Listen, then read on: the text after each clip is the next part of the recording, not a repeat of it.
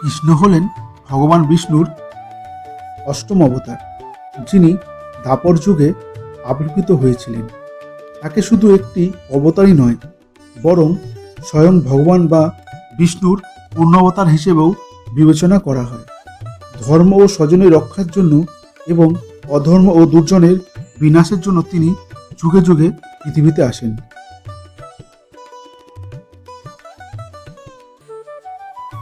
রাধাকৃষ্ণের রাস হল বৈষ্ণবীয় ধর্মীয় উৎসব, যা শ্রীকৃষ্ণের বিজলীলার অনুকরণে পালিত হয় এবং এর মূল বিষয় হল শ্রীকৃষ্ণের সঙ্গে রাধা ও গোপিনীদের প্রেমলীলা।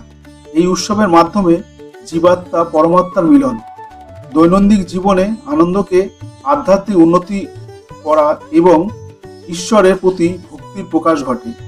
রাসলীলা শব্দের অর্থ ঐশ্বরিক প্রেম, নৃত্য বা কৃষ্ণের মিষ্টি অভিনয়। কৃষ্ণ এবং রাধার লীলা খেলার মাধ্যমে রয়েছে হোলি খেলা, রাসলীলা বা রাসনৃত্য এবং রাধার সঙ্গে তাদের অন্যান্য কৌতুকপূর্ণ ও প্রেমময় মিথস্ক্রিয়া। এই লীলাগুলি তাদের ভক্তিপূর্ণ সম্পর্ককে তুলে ধরে, যেখানে কৃষ্ণ রাধা এবং গোপিনীদের সঙ্গে আনন্দ এবং ভালোবাসায় মেতে ওঠেন।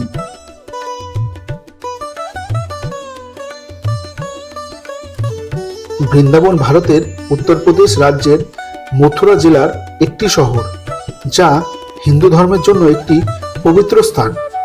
এই শহরটি শ্রীকৃষ্ণ ও রাধার লীলাভূমি হিসাবে পরিচিত, কারণ বিশ্বাস করা হয় যে এখানে শ্রীকৃষ্ণ তাঁর শৈশবের বেশিরভাগ সময় কাটিয়েছেন। বৃন্দাবনে প্রায় 5500টি মন্দির রয়েছে এবং এটি বৈষ্ণব ঐতিহ্যের একটি গুরুত্বপূর্ণ স্থান।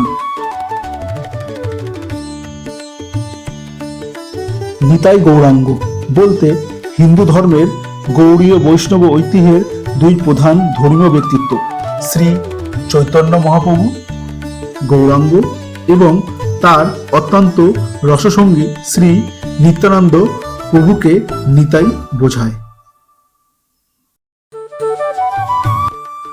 নিতাই গৌরাঙ্গ এই দুজনকে একত্রে গৌর নিতাই বলা হয় এবং তারা অত্যন্ত দয়ালু অবতার হিসাবে পরিচিত।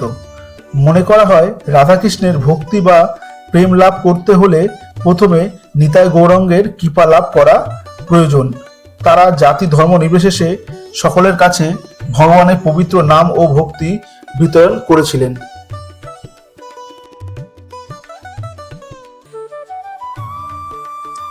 ভগবান শ্রীকৃষ্ণের কিছু বাণী হল, কর্মফল নয়, কর্মে মন দাও।